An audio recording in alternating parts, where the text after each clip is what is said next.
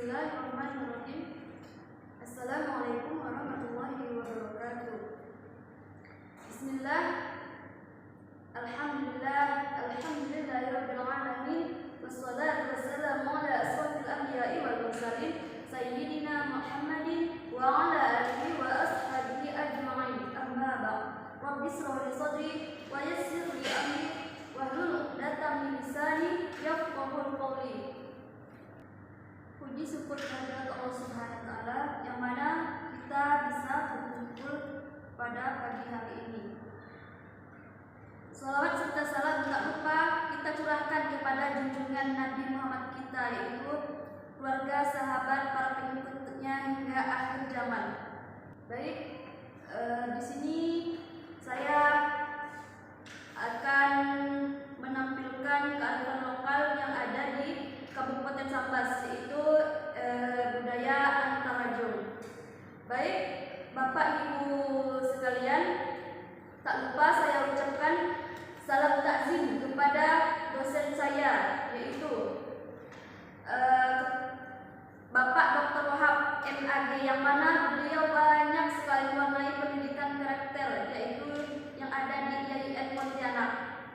Baiklah, pada kali ini saya akan membincangkan kebudayaan yang ada di Kalimantan Barat, terutama yang ada di Kabupaten Sambas, yaitu tradisi Antarajung. Di sini saya akan membahas tentang nilai Islam pada tradisi Antarajung masyarakat Melayu Sambas. Masyarakat merupakan tempat tumbuh dan berkembang suatu tradisi, yang mana tradisi berkembang tidak lepas dari manusia sebagaimana pendukungnya. Tradisi merupakan bagian dari kebudayaan. Dari hasil kebudayaan tersebut terwujudlah beraneka ragam tingkah laku, norma, dan cita-cita masyarakat. Menurut Stomka, tradisi adalah kesamaan benda material dan gagasan yang berasal dari masa lalu, namun masih ada hingga kini dan belum dihancurkan dan dirusak. Tradisi juga dapat memberikan efek kebiasaan yang baik dan biasanya berlangsung dari satu generasi ke generasi lainnya.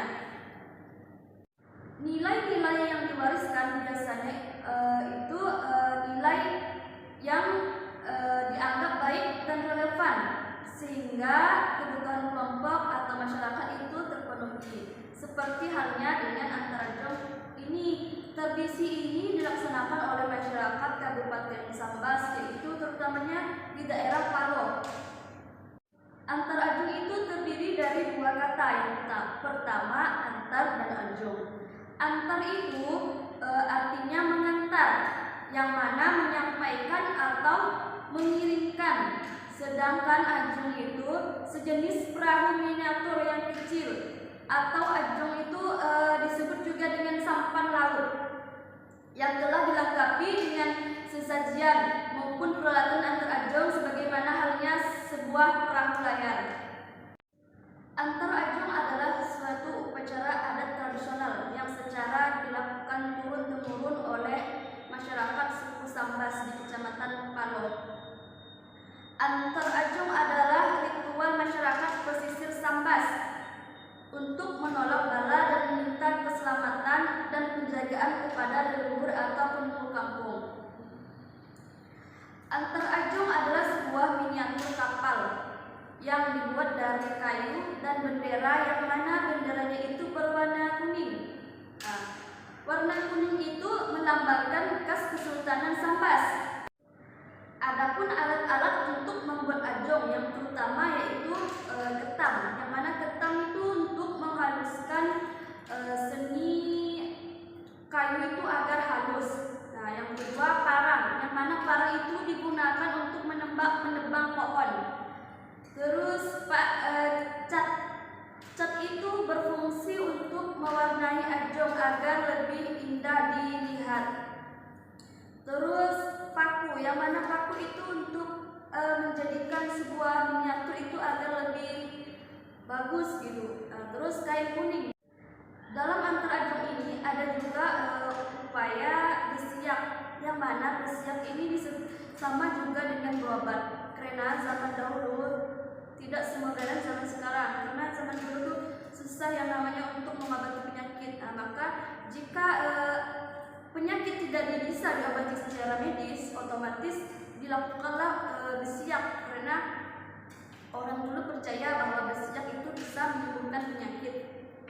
Pelaksanaan ajong itu dilakukan pada bulan Oktober atau September, dan lebih tepatnya pada saat orang untuk menanam padi.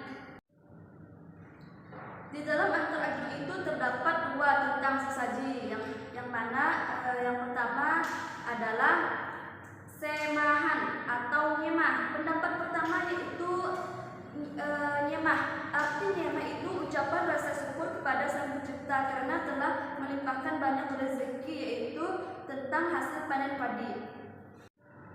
Pendapat kedua yaitu semahan. Semahan itu untuk bakal roh-roh jahat yang dimasukkan ke dalam ajong agar tidak mengganggu tanaman padi. Semahan itu termasuk cucur, daram-daram, beras kuning, retih, terus biasanya ada pula ayam, yaitu ayam panggang, biasa pula pun ada ayam hidup. Pelaksanaan antar ajong itu dibagi 3 tahapan. Yang tahapan pertama itu masyarakat itu berkumpul, yang mana perkumpulan itu mereka menentukan hari apa untuk melakukan antar ajong. Terus tahapan kedua adalah tahap pelaksanaan, di mana warga masyarakat mencari bahan ke hutan. Bahan tersebut sebagai bahan utama untuk membuat ajong. Setelah bahan semua terkumpul, lalu lanjut pada proses pembuatan ajong. Dalam proses pembuatan ajong, yang pertama menentukan kayu yang akan dibuat ajong.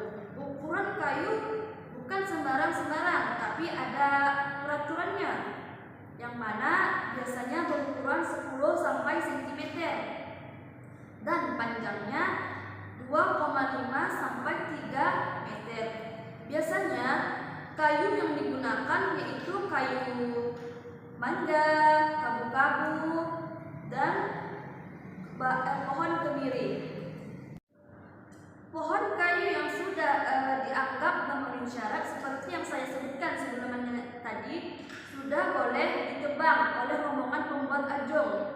Setelah pohon ditebang, rombongan pembuat ajong itu akan mengupas kulit kayu serta agar mempermudah kayu tersebut untuk dibuat antar ajong.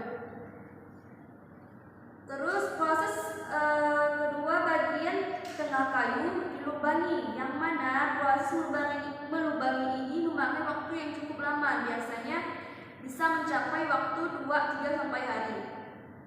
Proses pelubangan dilakukan dengan cara tradisional, yaitu dengan dipahat. Setelah pelubangan tersebut, kayunya dijemur untuk proses pembuatan antar ajong. Setelah kering semuanya, barulah dilakukan proses pengecatan. Dalam proses pengecatan ada juga proses penjemuran. Proses lain juga dilakukan seperti pembuatan layar, pembuatan perumahan. Ketika antar ajong sudah siap dicat oleh rombongan pembuat ajong, maka langsung segeralah dilakukan pengecatan sekaligus memasang layar-layar. Proses pengecatan adalah proses terakhir dalam pembuatan antar ajong. Baik Bapak Ibu sekalian, selanjutnya pada proses pembuatan ajong berlangsung sekitar kurang lebih 3 minggu. Setelah pembuatan antar ajong selesai 1 hari sebelum pelaksanaan antar ajong, ajong tersebut dibawa ke rumah ketua atau disebut dengan dukun. Pada pagi hari sebelum ajong dibawa ke tempat pantai terlebih dahulu, ajong tersebut dibacakan doa selamat dan mantra-mantra oleh ketua adat. Nilai-nilai Islam pada tradisi antar ajong yaitu sebagai berikut. Dengan diadakannya antar ajong, masyarakat dapat mengetahui musim tanaman padi sesuai dengan tempat kepercayaan setempatnya. Selain itu, kegiatan ini telah dijadikan masyarakat untuk mempererat hubungan silaturahmi di antara mereka. dapat disaksikan dari persiapan antar ajong diawali dengan musyawarah antar ketua masyarakat. Begitu pula dimulai dari pencarian bahan ajong, pembuatan, penyelesaian sesajian sampai upacara besiak pelepasan ajong laut, yaitu dilakukan secara bergotong royong di antar desa. Pandangan masyarakat tentang ritual adat antar ajong ini bermacam-macam. Ada yang beranggapan kegiatan tersebut baik, demikian keselamatan dan kebaikan bersama.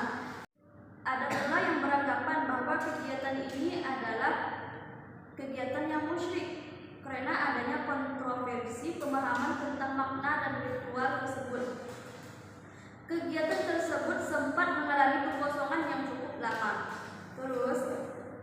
Tetapi daerah Kabupaten Sambas, salah satunya yang ada di Kecamatan Palur, Kecamatan Tangaran, terus Kecamatan Teluk Kramat itu masih ingin melestarikannya sebagai salah satu aset pariwisata daerah. Kemudian dengan adanya ritual adat antar ajong ini bisa atau mampu menjadikan media untuk kerukunan warga Kecamatan Palur dan sekitarnya. Baiklah, sekian pembahasan saya tentang tradisi antar ajong. Mohon lebihnya saya mohon maaf karena yang benar